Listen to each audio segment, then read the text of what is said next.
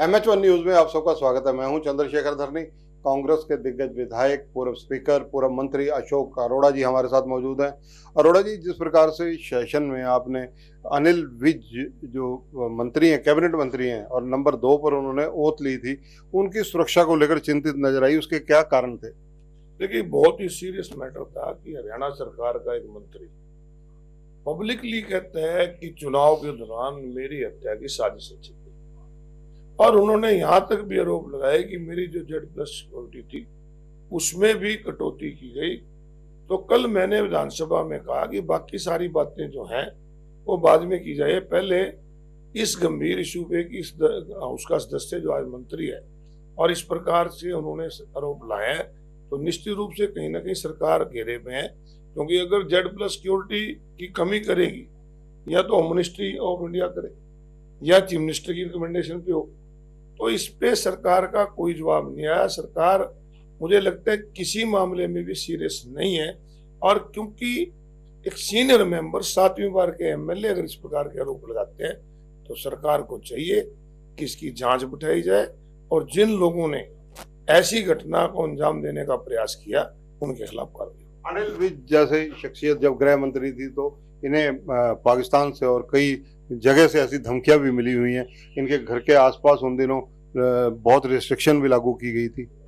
ने कहा कि एक जिम्मेवार पर्सन अगर इस प्रकार की बात करता है, और जो हरियाणा का होम मिनिस्टर भी रहा हो, आज के दिन भी कैबिनेट मिनिस्टर हैं और 7 बार के MLA हैं, अगर वो इस प्रकार की बात करते हैं, उसको गंभीरता से ना लेना, तो मैं समझता हूँ कि कहीं ना कहीं इस प्रकार की घटना घट सकती है। इसलिए उसको गंभीरता से सरकार को लेना चाहिए। खाद जैसे इशू और कई इश्यूज आपने उठाए, हमारे दर्शकों को बताइए कौन कौन से इश्यूज आपने अभी तक उठाए। देखिए, सरकार DAP देने में विफल रही है। बार बार इनके बयान आते हैं DAP की कोई कमी नहीं है। मैंने कल कहा कि DAP स्वाय बिजाई के कहीं नहीं डलती, और बिजाई के साथ ही डलती है।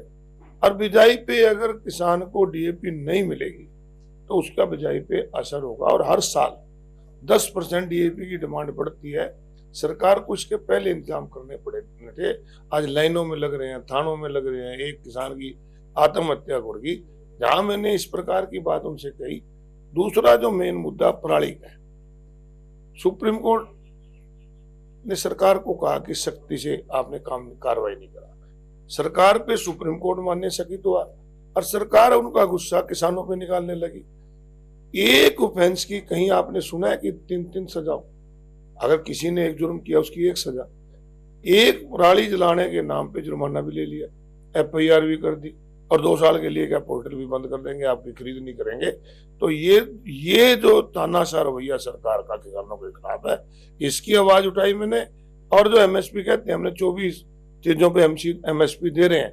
अभी ताजा किसान को मंडी में जीरी आई है, किसी भी किसान को जीरी में MSP नहीं मिली। अकेले कुरुक्षेत्र जिले में 50 करोड़ रुपए कम से कम किसानों की जेब से निकाले गए नमी के नाम पे। दूसरे व तीसरे दिन आप और कौन कौन से इश्यूज को उठाने जा रहे हैं? देखिए, आज तो गवर्नर ड्रेस पे चर्चा है, मैं तो बोल चुका हूँ, और साथी बोलेंगे। उसके बाद हरियाणा के जो कल बिल इंट्रोड्यूस हुए हैं उस पर अपनी बात रखें।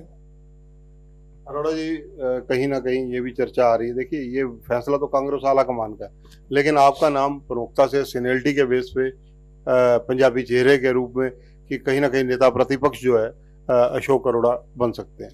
देखिए, मैंने ना तो कभी धर्म की राजनीति करी, ना जाति की राजनीति करी। हम तो लोगों के लिए राजनीति करते हैं, और ना कभी किसी चीज की इच्छा रखी है। हाईकमान का काम है जिसको बनाए। धन्यवाद। तो ये है अशोक अरोड़ा, इनका कहना है कि ना जात की ना पात की ऐसी राजनीति उन्होंने जीवन में की नहीं है। अगर कांग्रेस आला कमान इस मामले में कोई निर्णय लेने में सक्षम है, वो निर्णय लेती है, तो कोई भी ड्यूटी उनकी लगेगी, वो हर चीज के लिए तैयार हैं। अनिल विज के मुद्दे को इन्होंने बहुत गंभीरता से सदन पटल पर रखा। कैमरामैन जितेंद्र हंस के साथ चंद्रशेखर धरनी, MH1 न्यूज, चंडीगढ़।